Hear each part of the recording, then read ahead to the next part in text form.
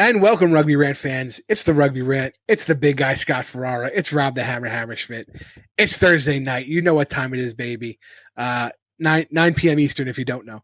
But it's good to be back. Wasn't here last week. Had some family concerns I had to take care of, but love being back here. Love hanging with my boy, Rob the Hammer Hammerschmidt. And we got two great guests today and two great topics. If you guys don't know what's going on this weekend, you guys should. But let me introduce our friggin' guests. We got Darryl McCormick, former San Diego Legion fan, current Rugby ATL fan. Darryl, how you doing? I'm good, thanks. Darryl, just one question. Did you get yourself some chainmail armor when you were out there in San Diego? I did not. I didn't have the skill to make my own Roman armor, so I'll leave it. It's okay. So no cosplay activity for you. Huh? No. Not. He needs to get like a giant cobra tattoo on his chest, like old school. And the Rattlers. Yeah. And next to him is my buddy, Mike the Grand Poobah Perrazini, Rooney superfan, and president of the Albany or Empire District Rooster Boosters. Mike, how you doing? Doing pretty good. I'm excited for this weekend, so I'm looking to go down to DC, and this is gonna be hopefully a good game. Definitely. And Darryl, you're going down there too, correct? I am not going down there. Oh, shoot. I thought you were going down there too. I was going to say, that'd be awesome. Yeah. You can tailgate with Mike. You can punch him in the stomach for being a jerk, things like that. We'll get some payback. When you guys come down to Atlanta for your next drubbing, we'll get it done then. Oh, you beat us one time and it's a drubbing. And you beat us by 2 points. It was such a drubbing. Anyway, fans, I want to know, is Mikey going to go down there and square off against Chris Mattina for the best flow in the back, for the best mullet? Ooh. Absolutely. This is, definitely. You got to have the flow now. It's all the rage. That's right. Seriously, with the youngins, it's all about the mullet, I think he can compete. Before we get to the topic at hand, let's just talk about our friends at canibrands.com. I mean, you heard us talk about them often, but we can't not talk about them.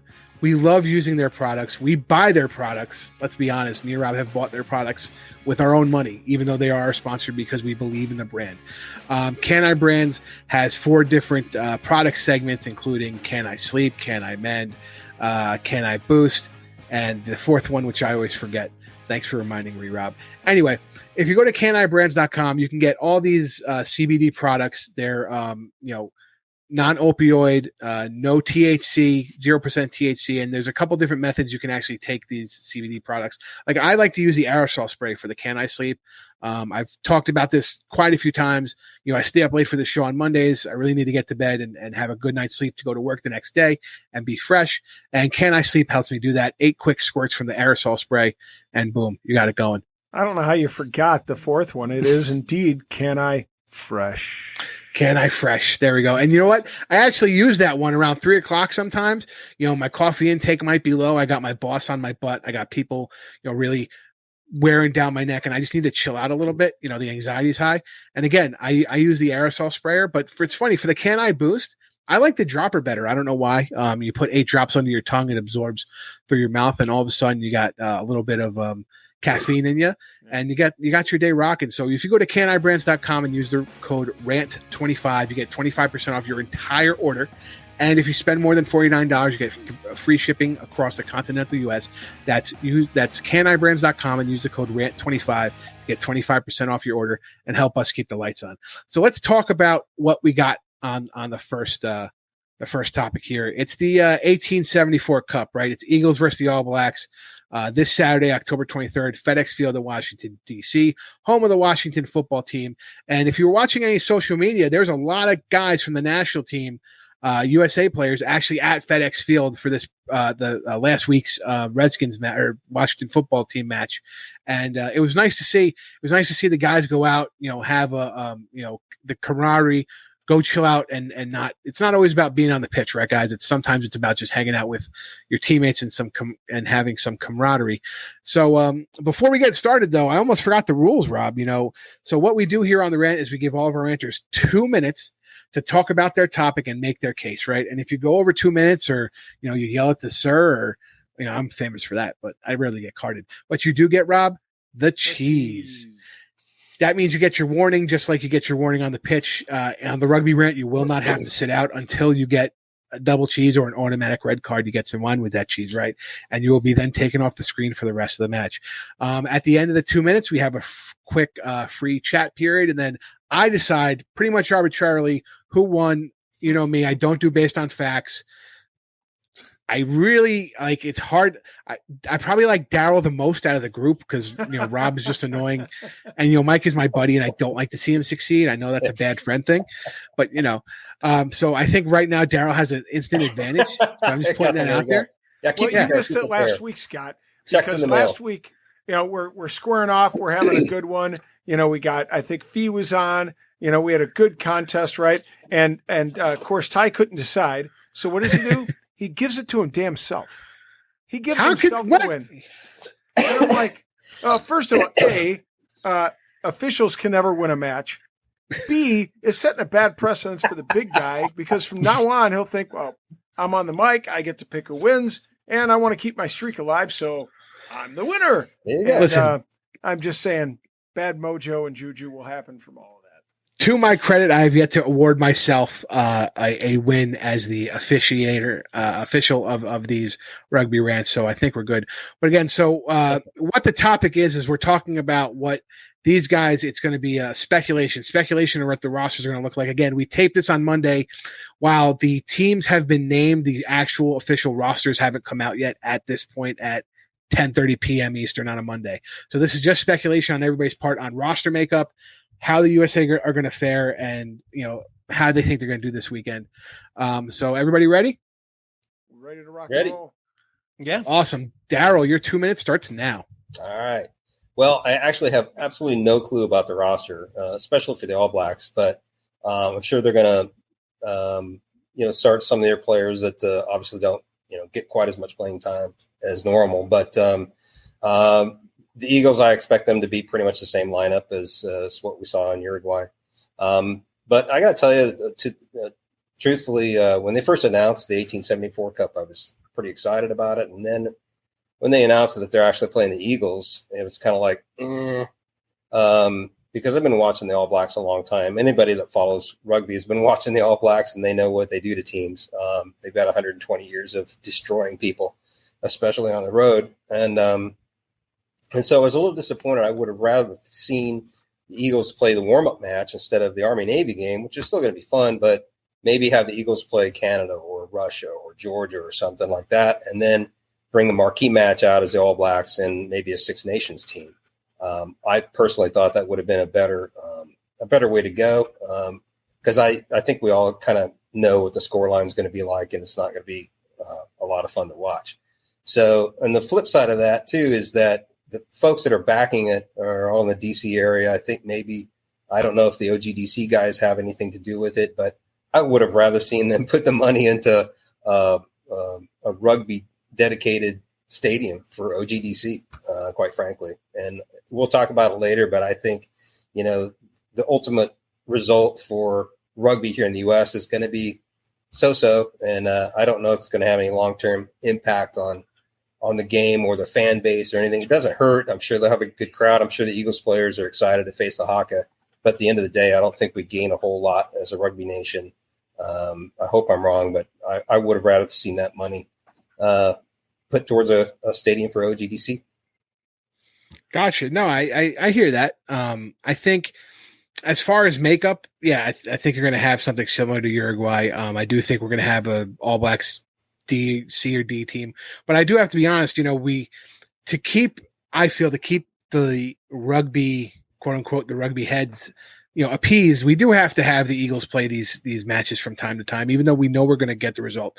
And as I like to say, and I'm sure Rob always prefaces with Scott loves to say this: iron sharpens iron. So how do we know what our boys can take unless we're playing teams like the All Blacks, even though it might be a C side or a D side squad, as some people online have put it. But we got to have these matches. And speaking of the curtain raiser, Army Navy, go Navy, beat Army, sing second. I'm a big Navy guy, as you guys know. But no, I think you make some great points, Darryl. And it's it's going to be a tough one, but I'm glad. I can't wait. Can't wait to see it. Mike, what do you got to say, bud? I was going to say, after a lackluster, World Cup qualifier, I'm really hoping that USA comes out of the gates real well. We saw what they could do against Canada. Granted, it was against Canada. It was that second game, but they really started getting things rolling. We saw what, they could do against England in July, but that was, an English C-side, D-side. But, I think the real goals for USA this weekend should be, hold the All Blacks in the first half. Don't let them run away with it in the first half. Maybe they run away with it in the second half, but if we could hold them in the first half, that's probably good. I really want to see some beautiful tries, like, stringing plays together, march down the field, some stuff like that. If we could do that, and then, it just only improves us and makes us better.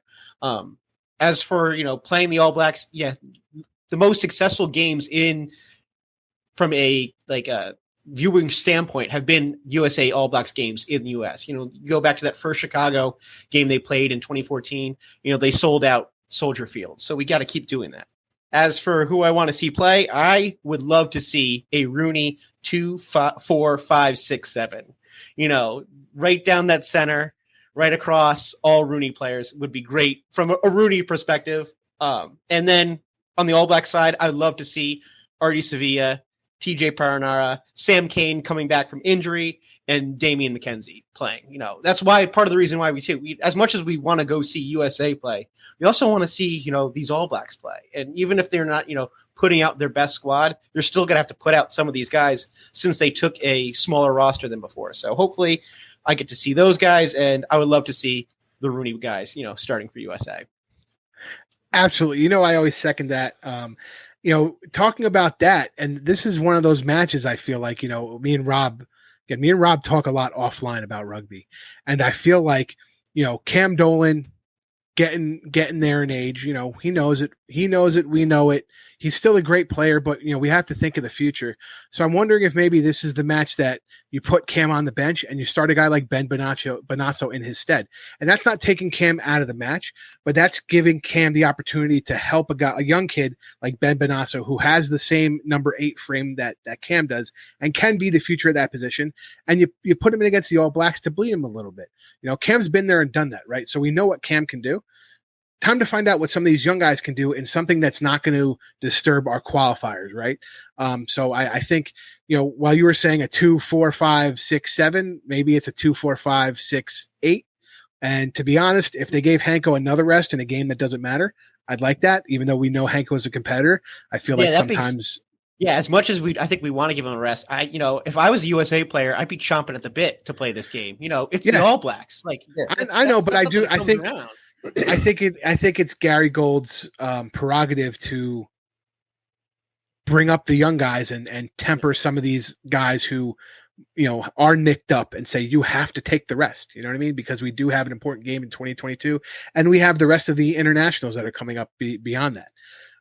So that's a whole thing me and Rob talk about offline, and I'm sure we'll be talking about it in the fan zone and everything like that. But let's hear what Rob has to say for his 2 minutes. Yeah, so I'm really interested to see if the USA can score a try, because I don't think they did that when they played in Chicago. I'd like to see them score a try. I think that's going to depend upon whether AJ McGinty is healthy. I think they can do that if AJ's healthy. If they don't, it's going to be difficult to get the offense clicking. They just haven't shown that they had a lot of continuity in the last couple of games. It's been tough to come by. So by the way, I don't have a problem with although I want to see Cam get in there. It's always special to play the All Blacks, but I would like to see Benji Bonasso get an opportunity to get in there 8 and get a little work in.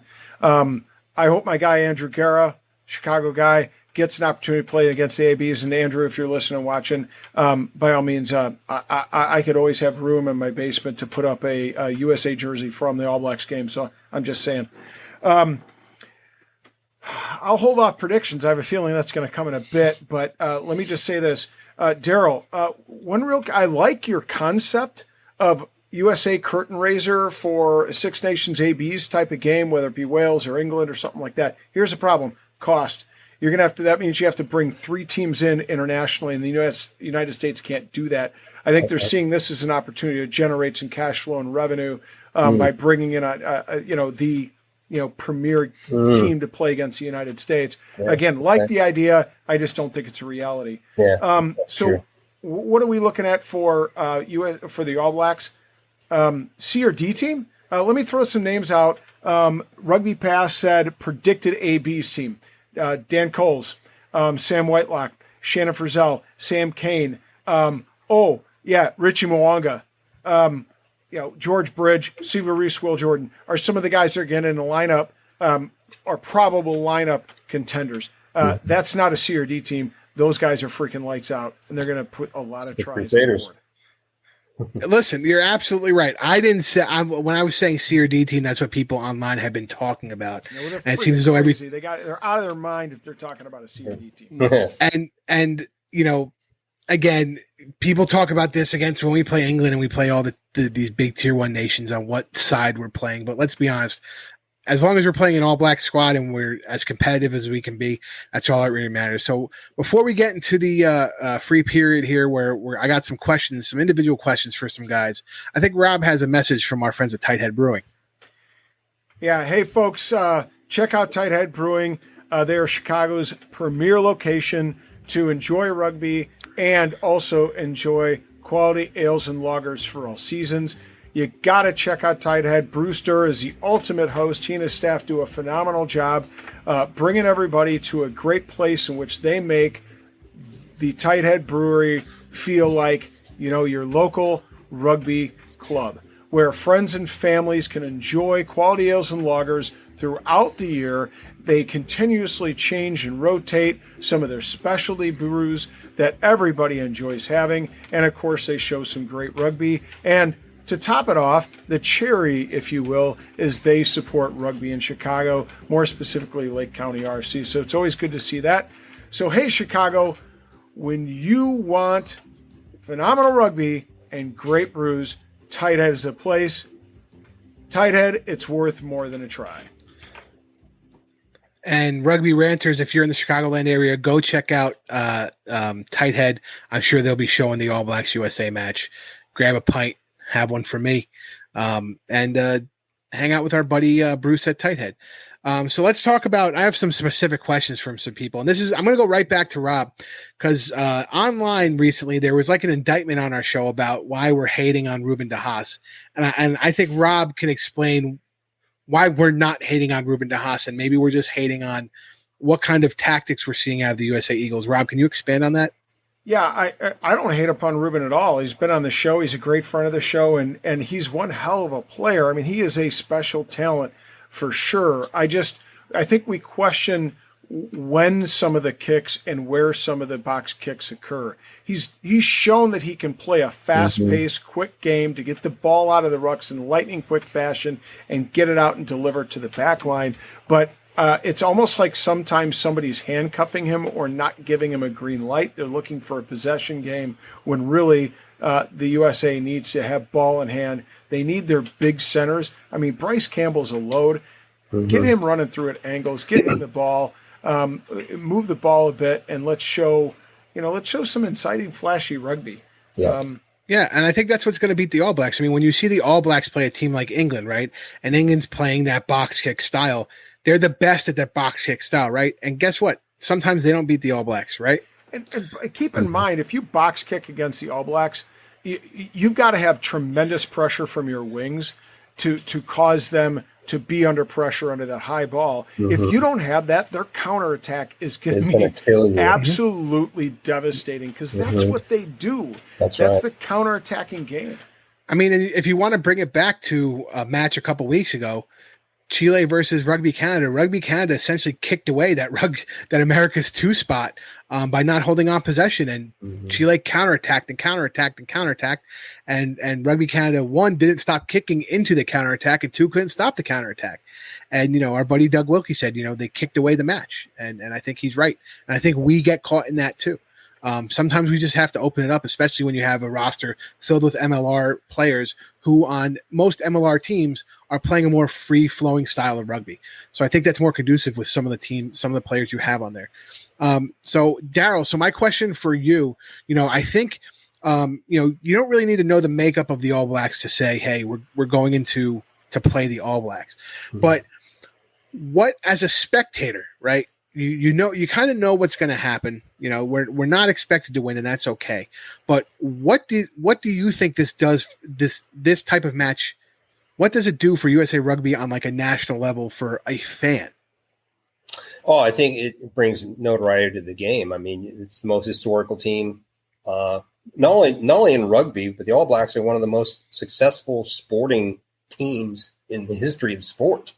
So, and that just, you don't have to be a rugby fan. Everybody knows who the All Blacks are. It's amazing. As I talk around with people, oh yeah, I've heard of the All Blacks.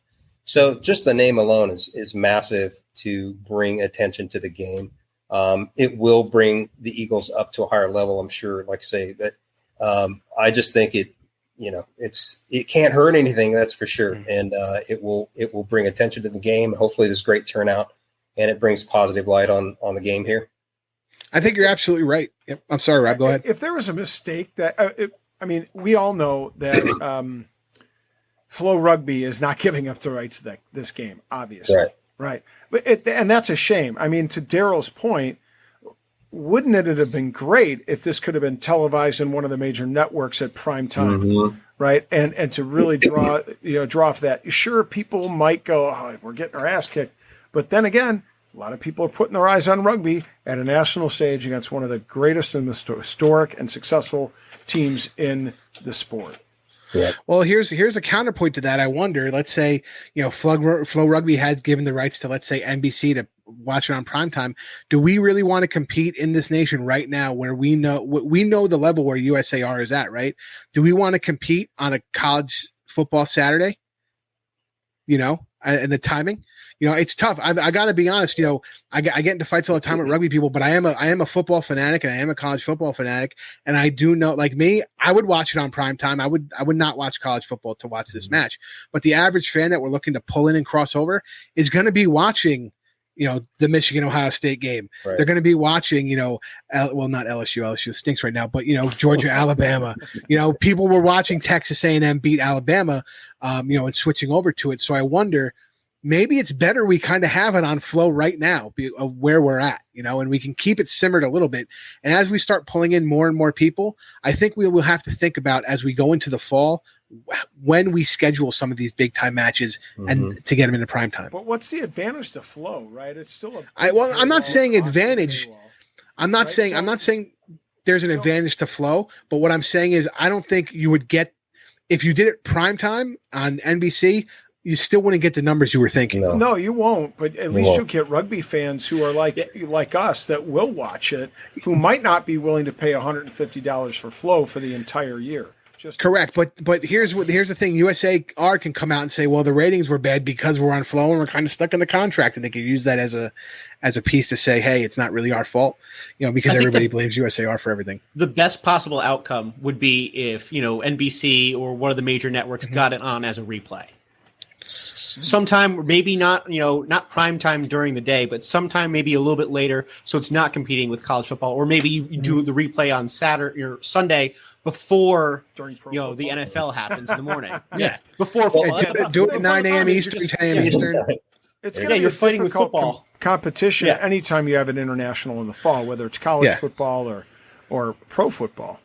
Well, what happens when you bring in a big, an NBC or an ABC or whatever? What does that do to the cost of the event? I mean, it does that affect you mentioned that earlier, Rob, about the cost of the event.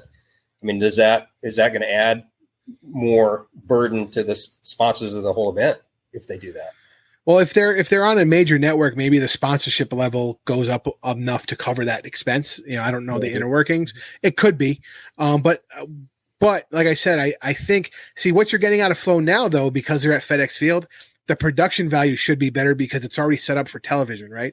So when you go to someplace like St. John's that is in Canada, which isn't necessarily set up with the best view, the production value wasn't there.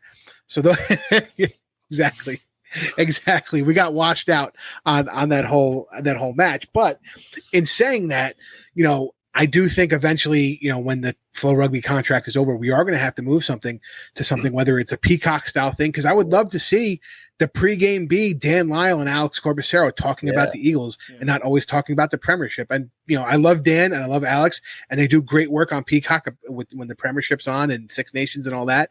But, I would love to hear them be able to talk about North American rugby more, USA and Canada. So, or maybe even TRN, it's free. Like you still have, the name brands, maybe it's, the Rugby Rant does, the pregame show. There you go. You know it. I love to do it. Young, we're available for hire. Absolutely. We are available for hire, and we're on TRN. So it's a real quick crossover. Right. So before we finish up this round, I want to go around the room for score predictions. And like I asked Darryl, and Mike and Rob, you can answer this question too. So from Darryl, I want score predictions. From Mike and Rob, I want a score prediction and answer the question: what does this match do for USA Rugby on a national level for a fan? So Darryl, what's your score prediction? 65-3 All Blacks. Okay, Mikey, your score prediction and what does this do for the national level for a fan? I am going to go 70-12. And I think for USA Rugby or rugby in general, I think it just brings it to, more rugby to light, more rugby, highlighting, the All Blacks coming and USA playing the All Blacks, no matter what the scoreline does, it just brings fans out. And it's something that you can point out and say, hey, look, we did something. If they get 2 tries against, the All Blacks, those are going to be, whoever scores those tries, that's going to be the highlight for, the rest of their life. And I think they will be playing those, tries nonstop on, as highlights to, keep pumping up, rugby fans. So say, look what we did against, the All Blacks. So I'd say, 70-12, better than, Bath did against Saracens this past weekend. Oh, that was a drubbing. Rob, what's your prediction and answer the question? 72-9. What does it do for the USA Rugby fan? For the purist, it gives them something rugby to enjoy. At the very least, you're going to be able to see some scintillating rugby from one or both of the teams. We'll know we'll get it from the All Blacks. The question's whether we'll get it from USA. Hopefully we'll get to see the Eagles play a little bit more open style. But I think for the purists, it's just to be a fan and to enjoy watching our national team play at the highest of levels. And that's a source of pride. I mean, we get to play the best team in the world, and that's got to be a source of pride. And some of those guys are guys that we know because we watch them and talk to them and interact with them through the show or, through being fans of the MLR teams. And that's, to me, that's what I enjoy as a fan. Absolutely. I think I'm not going to give a score line. I'm going to give a score line, but not, how I do it. I'm probably going to say All Blacks -67. You figure out whatever the cut is of that. And I do think one thing is interesting, and this is maybe a topic for after the match, maybe next week, this is a topic. What do we think do we think this match, the All Blacks coming in, will have any impact on some of these New Zealand internationals to say, hey, maybe I should try my hand out and play in the MLR at some point, So I think that's an interesting question we could debate on a future episode. But before I figure out who's the winner, I think we're going to have to hear from some of our sponsors. So we're going to take a short break. Rugby Coffee was born out of 2 passions, providing ethically sourced coffee and promoting the growth and development of rugby. By combining these 2 passions, the folks at Rugby Coffee see an opportunity to bring people together, and together we can make a difference. Rugby Coffee invests 10% of their profits into giving kids opportunities to play rugby and projects that help uplift communities. These endeavors have been transformational in many kids' lives and have uplifted and empowered these communities. Folks, you can support that endeavor by buying Rugby Coffee. Look, you're going to buy coffee anyway, so you might as well buy coffee and support a great endeavor and a great group that does great things for rugby. Combine your 2 passions, coffee and rugby, just like Rugby Coffee does, and support youth rugby. They have 2 distinct brews, Jouet and Champions Cup. Give them both a try. Jouet a little darker, Champions Cup a little bit more mild, North American blend, but you won't be dissatisfied. I know I can speak for Scott. I can speak for myself. We buy rugby coffee with our own money because we love it. All right, so support those who support rugby, support Rugby Coffee. Go out and get some today. And we're back, Rugby Rant fans. It's time. It's time to name the winner. And like I said, it's rather arbitrary. At the beginning, before anybody spoke, Darryl kind of had the slight point advantage. You had a point already? Yeah, because I hate Rob. I owe Mike a punch. Yeah, I owe Mike a punch. But everybody had great themes to their 2 minutes. They had great answers to the pointed questions I asked them. I was very excited to hear your guys' point of view. You know, you guys, I like the way we discuss it on the Fan Zone. I like the way we can discuss it here. Man, this is a tough one. This is a really hard because, you know, Rob kind of came out with the unique All Black side of things because, you know, Rob loves everything, you know, New Zealand. It's kind of weird, but, you know.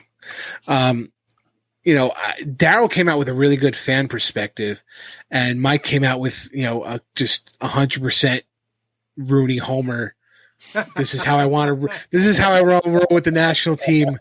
2 minutes, and you guys know me. I love it, but I think I'm going to give this one to Darryl. Darryl McCormick, you are our winner. How do you feel, sir? Oh, I'm excited for this honor. Thank you very much. And no, I think his fan perspective, and it was interesting to talk about. I think what pulled me in was he was the guy who talked about USAR and spending and their expenditure and what are they really spending on. And after going through filing a chapter 11 and having all these rules put out, like, was this the best thing to do? Right. Exactly. And it's a good question. It's a legit question. And I think every rugby fan, you know, has that question in the back of their mind, but, you know, Darryl said it. So congratulations on the win, Darryl. So for those of you, you know, that like to watch, we are on TRN on Friday mornings. You can catch the rant every Friday morning on TRN. You know, me and Rob love doing this. It's fun. The way we can all come together and really have a great discussion. Good friends. Bust a little chops. Yeah. Bust chops, talk rugby. It's just like we're sitting in a pub, except for, you know, exactly. Virtually. Absolutely. And, you know, you can catch us on TRN. You can also catch us on Facebook. You can catch us on Apple iTunes or wherever you listen to podcasts. Please, on all these applications, rate, review, subscribe to our iTunes page at Rugby Rant Pod. Follow us on social media. Follow us on the TikToks. I mean, we're trying to pump out some information for you guys and have as much fun and as much interaction with you guys as possible. If you guys want to be a ranter on the show, you know, Mike is a friend of mine. Like, hey, buddy, I love your opinion. I love talking rugby with you. Come on the show. Darryl, I think you were speaking with Ty through the Fan Zone. You know, come on the show. So we're always looking for ranters. We're always looking for opinions. So please, guys, get in touch with us, whether it's messaging us on Facebook or through social media or rugbyrantpod at gmail.com. Or you can go with the big guy at rugbyrant.com, or I think it's the hammer at rugbyrant.com, or our individual emails if you want to talk to us individually. Guys, thank you so much for being on the show. This was a blast. I always had fun. You know, I'm the big guy, Scott Ferrara. That's Rob the Hammer Hammerschmidt for Darryl McCormick, Mike Perrazini, and our buddy Ty Braga, who couldn't be here. Thank you so much, everybody, and we'll see you at the next. And we're back, Rugby Rant fans. You know, we have a great second topic here. We're almost into the point where we're coming on that MLR season, right? We're talking about, I think, players report at the end of November. December is Kitmas, and you know what we have right now, everybody? We got some player signings. Mm-hmm. So our second topic here is going to be player signings, and you know, we've had a couple of South African internationals be signed. We've had a couple trades. We have a whole bunch of rumors.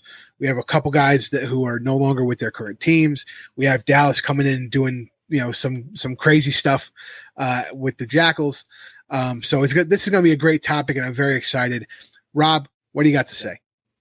So what's interesting is, you know, we were talking about this topic and you know, using this one today, and quite frankly, I'm like, meh. And then I started doing some research and looking back, and it's almost like the signings are a little bit covert, like they've been really, really subdued. And when you look at them on the whole, as I started making a list, I was kind of like, nothing that really is like a Ma'anonu or anybody like that, or a Rob Shaw that just punches you in the mouth and you go, oh, that's incredible. It sets them far and away. But there's been these little trickles that have been good. So I'm just going to rip through some of these, like OGDC Junior Sau. He's an All Black Samoan. That's a huge signing for them. It replaces a need because their number 7 from their Aussie number 7 is out because he went to Oxford. Oh God. Yeah. I can't remember. Mongo Mason. Yeah. Mongo Yes. Mason. Thank you. Sorry. Yes. And I apologize to Mongo. But Danny Barrett, that's probably one of the big ones. Interested to see what he's going to do in the 15s game. Sam Windsor's going, of course, to Rooney. I'm sure Perrazini will talk about that one. Here's one I like, not for anything else except a cool nickname for Dallin Stanford to announce. Charlie McKilla Gorilla. Okay, for the Dallas Jackals. That'll be interesting to see how he handles that one. Honestly, I like Seattle signed 2 South Africans, Juan Mostert and Creel, Jesse Creel's brother, actually. Both young guys, fairly young guys, 21 and 27 respectively, but they're signed through 2024, so that's interesting. I like to see Tellis back at Dallas. That was interesting because he's kind of from the Houston area, so it was interesting to see him go back to Dallas. And then here's one, of course, Carlos Spencer being signed by NOLA as an assistant coach. The guy's a freaking magician. They have lacked a back line, tons of talent in the back line, but they just haven't been able to make it click. That's the big question for me. Can he work his magic as a coach and bring that back line together? I think the critical piece is who's going to play 10, right? A couple guys coming back from injury. And that includes Coleman, or do they bring somebody in that can be that pivot man? Yeah, definitely. I think you talk about the sneakiness of some of these signings and things like that, and there's some rumors on some people, on what they're doing, as far as, are they back? Are they, retired? What are they doing? How's their schedule going to work on things? And I think the MLR is a little bit of a cluster when it comes to signings and goings on. And I don't think Americans are used to that. You know what I mean? NFL, NHL, MLB, NBA have strict deadlines, and they follow those deadlines based upon their players association rules for their union contracts. And obviously MLR doesn't have that. So I think it's a little willy-nilly.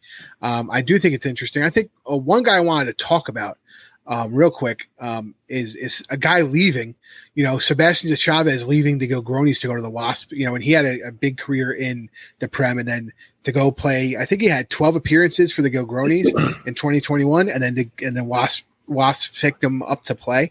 I find that interesting. You have a bunch of guys who went to the Prem or went to, Top League or Pro 14. And I'll talk about them later. And I find it interesting, not just the signings, but some of these guys coming, playing in the NFL, playing in the MLR, doing well, and then going back to a higher league to play and get some playing time is always interesting. But Mike, what about the signings? What do you think? You just stole my topic right there. I was going to talk about the signings right now. It's not as much about the signings as much as where these guys are leaving and going to. I was going to say NOLA getting King Carlos Spencer over there, a great assistant coach signing. Houston's getting Willie Britz and Danny Barrett. That's great. They have been trickled. These signings have been like trickles, and I just want more. There hasn't been a whole lot of talk about Rooney.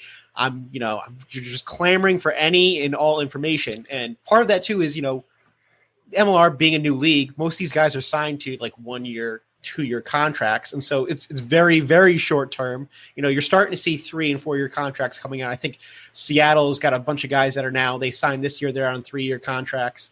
So this is you look forward to this time because you want to know what your team is looking like because it's built so short term. But I think the biggest thing to say out of this offseason is, where is everybody going to?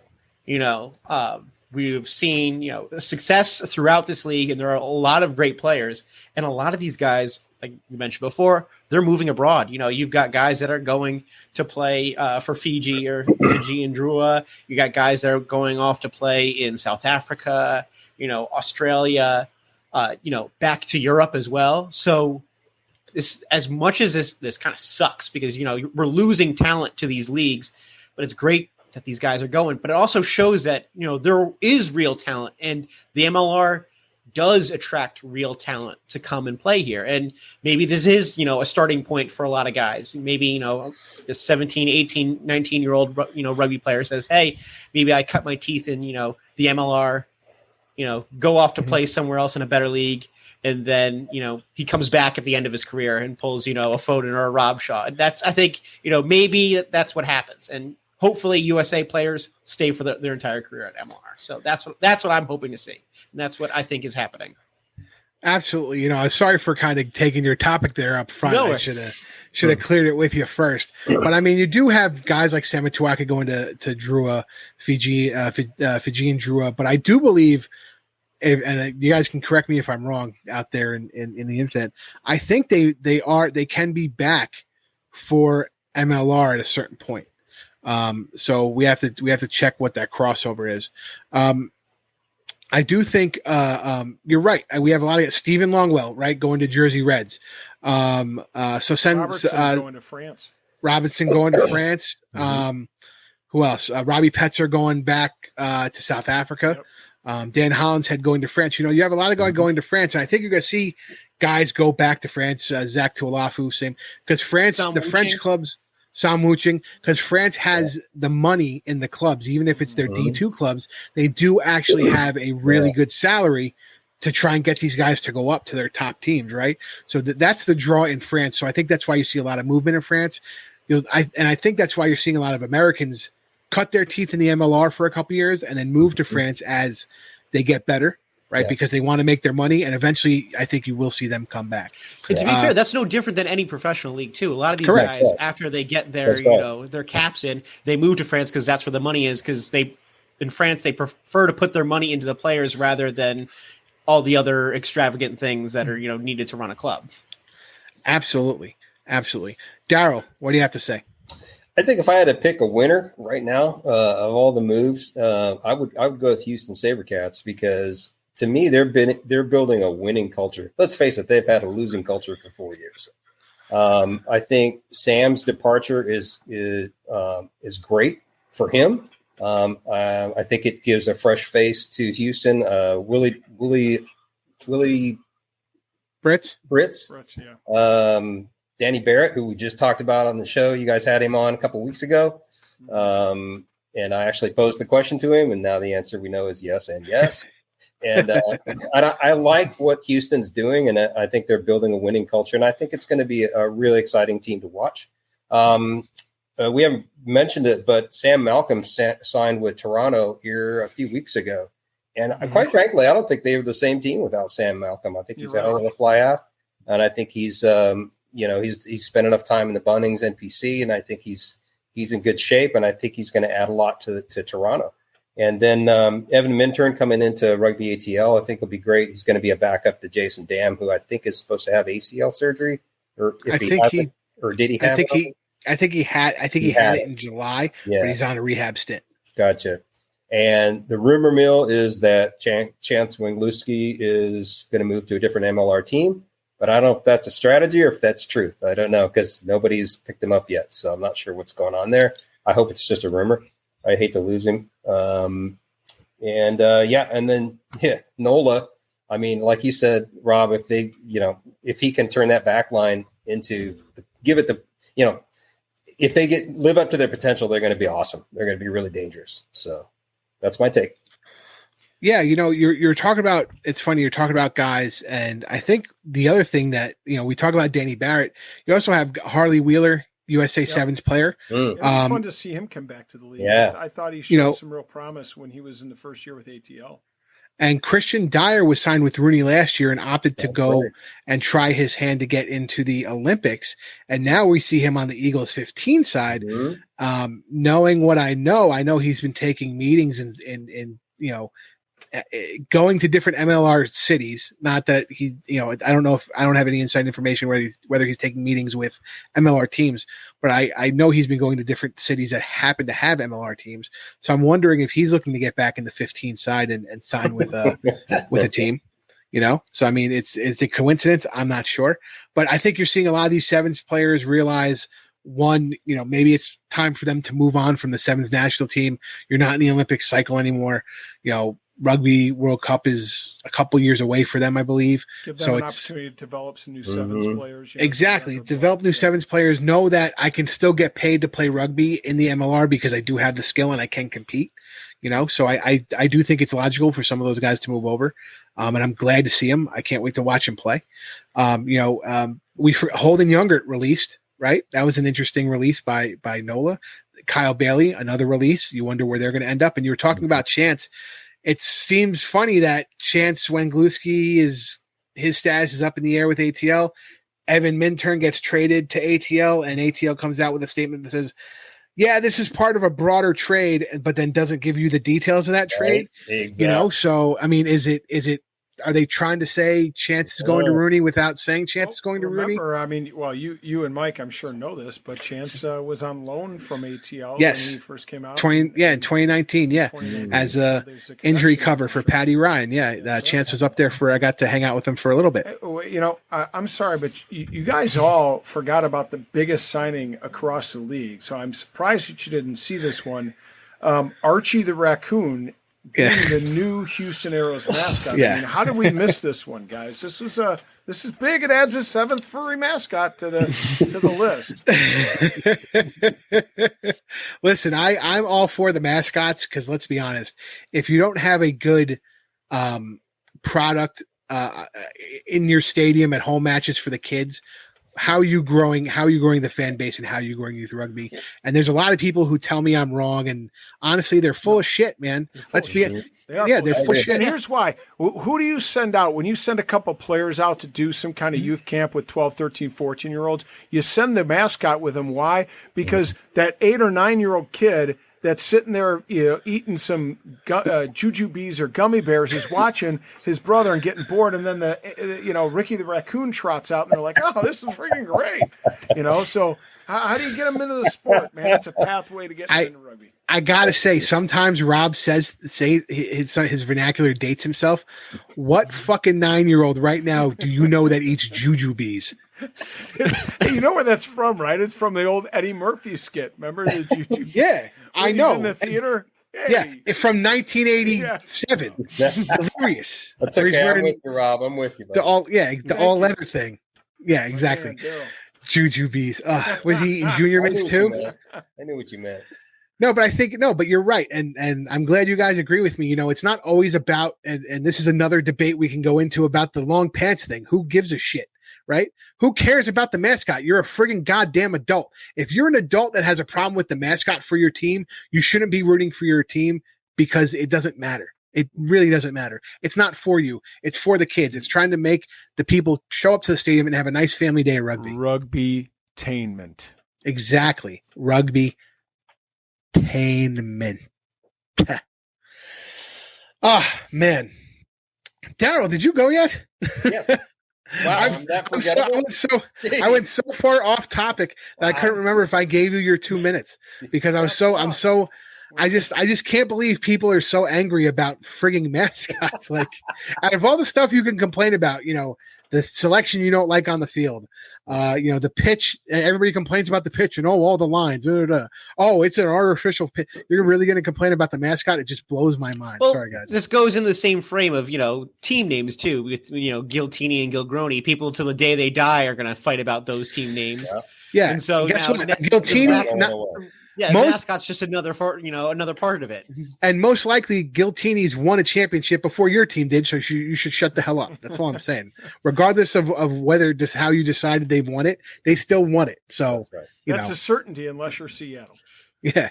So, you know what I mean? So I just find it crazy when people complain about that. Anyway, but yeah, I think there's been, there's also rumors Ma'ananu might be coming back. There's rumors that Ben Foden may have retired. He is doing that Ice Dancing with the Stars thing. But I do know that Ice Dancing with the Stars thing, I think ends in late February. So you don't think Ben can come back and play the rest of the MLR season for Rooney? Plus he's going to be in that prime skating shape. So yeah, that's what I'm saying. He's gonna be peak physical fitness. Dude, that's great fitness, man. I mean, develop a core from ice dancing. Well, I mean, we've all seen Ben with his shirt off. I mean, let's be honest. We've all seen Ben with his shirt off. So I don't think he needs to develop his core. It's already there. We've seen it, all oiled up and lathered. Maintain. But no, I do think, it's not beyond the realm of possibility of him to come back if he wanted to. Mm-hmm. Now, if he doesn't want to, hey, he's had a great career. He had a great career with Rooney. He had absolutely played outstanding this season, and if he wants to retire and hang up the boots, man, he's earned the right to do it. Before we go away, let me throw this at you. The one we did not talk about, and again, it's maybe because it's not an on-field signing, and this is a serious one. Brian Ashton, former England coach, was named as a rugby consultant for Dallas. Yep. Is this – I mean, we've seen this come and go. Eddie Jones was going to be a consultant for San Diego Legion. How'd that work out for him? Is there real value here other than the marketing piece? Well, I think, in my opinion, if you want to hear my rant on this, my quick rant, Eddie Jones was the consultant, and then San Diego got screwed by COVID. So if you can't call a home, your home pitch, and you're scrambling the first day, and we all know what the first match was like against Rooney, and we all know now the public details of them trying to scramble because they had 3 fields, and all 3 2 days before got taken out from underneath them, and then playing at Chula Vista, and Chula Vista wouldn't let him have fans, and then trying to go back to Torero, and then it didn't work, and going to Vegas because that seemed to be the only option at that point. I don't think anything could have fixed that. I don't think anything could have fixed their season because they were trying to just field a team on an actual field, and that's not their fault, and it's not Eddie Jones's fault. So I feel like if you got the field down and you weren't in those conditions, maybe he does make an impact. I don't think we would ever know. I don't know. Yeah, I think part of that too is how many games did they play without fans too? Yeah. And as much as people said, fans don't make a game. There's a big difference between playing a game in an empty stadium there is, playing a game in a full stadium, or even playing a game out in a field somewhere because you can't get a stadium. Who knows what if Eddie Jones if Eddie Jones' style was even worked well with San Diego. Yeah, and I guess I'll be interested to find out how they employ him. I mean, does somebody like that just pop in and pop out, or is it somebody consistently that's involved in some of the day-to-day, strategic on-field strategic discussions and personnel adjustments and things like that, or is that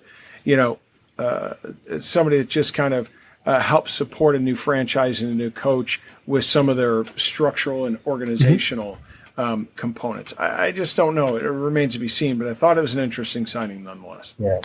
And I'm wondering, release a player who's out at Seattle, Andrew Durutalo, he's going to Cambridge to play at the varsity, and I believe he might be available to play on an MLR team. So I wonder if a guy like him comes back. I know he's up there in age, but he goes to Cambridge, finishes out the academic year, plays in the varsity, and comes back for the tail end of an MLR season. Again, it's kind of fun trying to speculate and talk about all these guys and what they're trying to do. I mean, playing in the varsity is one of the pinnacles of what you could do in your rugby career. And, in our interviews with Nick Civetta, he didn't get the chance to do it, unfortunately, because his time with Oxford was during COVID. But that was the point. He was going there to get, to finish his education and play in the varsity because it's a historic match, and a lot of guys, playing it, and big names playing it. I mean, think about it. Durutalo is my age, 34, going back to school just to play in the varsity. That says something. And not, born in New York, living in Fiji, living in Seattle, playing with the Seawolves, and then saying, I'm going to pack up, go to school at Cambridge and play in the varsity at 34, so it's a big deal. So, I wonder where some of these guys are going to end up. I wonder when we're going to have a more flurry of signings. Now it's time to have a winner, man. Whew. So it's tough because I do think Darryl has an edge from the first topic. I think his fan perspective really, it was something that you guys didn't have. Rob in the first topic really, had New Zealand on lock about who he thought was going to play and why you should be excited to watch the New Zealand team and not have this hate about this B side, C side, D side crap. Mike coming in with the perspective, and unfortunately I blew it up for him, and I apologize that again, of people leaving the MLR and not necessarily the signings, and the fact that they were going to play in places that are elevated in rugby than the MLR was interesting, man. But was his first leg strong enough is the question. Shoot, it's really friggin' hard. I won't take a chapter out of our buddy Ty's book and name myself the winner because that's just don't name yourself. Yeah. But I think I'm going to go with my boy, the Grand Poobah, Mike Perrazini. Mike, you are the winner of today's rant. I do think this. Mike? This is my first. Oh, his first. Got a trophy right here. You got the trophy. I got the cup. Is that a? I do think a flower vase? Oh, absolutely. I keep flowers. Okay. It makes me happy while I work. Yes, exactly. Broadens up his spirits and everything. I think Mike coming in really strong in the second part of this rant about not necessarily talking about the signings, but talking about why it's important that these guys are moving on from the MLR and to these contracts is very important and something that maybe the average fan of the MLR doesn't know or doesn't understand, because they're always looking at the signings, and there's been big splashy signings. A lot of South Africans, as me and Rob know, Ty, like every time a South African talks about an MLR team, he's like, his eyes light up. But I do think on the opposite side, people leaving and where they're going has a big impact on the MLR. And for other guys to say, wow, these guys played the MLR and then got a bigger contract somewhere else. And that's okay. That's where we're at, and we can accept that. Man, I think this is a great rant. We had two great topics. I can't wait for next week. We have the All Blacks match, so I'm sure we're going to have a breakdown of that match next week. And I go online. We'll put up a poll in the fan zone to figure out a second topic for next week. Maybe we'll have Mike back on since he's going to the match. We'll want to hear a first person account. No, I'm serious, Mike. If you're available, man. Might possibly we'd love be to have available. you. Yeah, we'd love to have you. If anybody out there wants to put their hand up and be on the Rugby Rant, come join us. It's always fun to get a fresh perspective, a new perspective. That's Darryl's back for a second time, and it's been great. He's been a joy to have on these 2 times, and we know we can. Anytime we need him, he's probably going to put his hand up and join us. So it's good to have some new blood. 100%. Great, and also, guys, please find us on Apple iTunes. These extended episodes drop on Thursdays on our Facebook page and our YouTube page. You can check us out on TRN Friday mornings. You can also listen to us anywhere you get podcasts, Apple iTunes podcast, Spotify, Amazon podcast.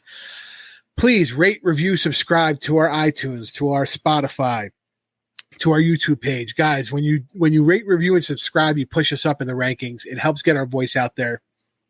And we're trying to create rugby fans, one fan at a time through this show. Guys, thank you so much for being on. It's been a pleasure. I'm Scott, the big guy Ferrara. That's Rob, the Hammer Hammerschmidt. For Darryl McCormick, Mike Perrazini, and our buddy Ty, who couldn't be here tonight. Thank you guys for watching, and we'll see you all at the next.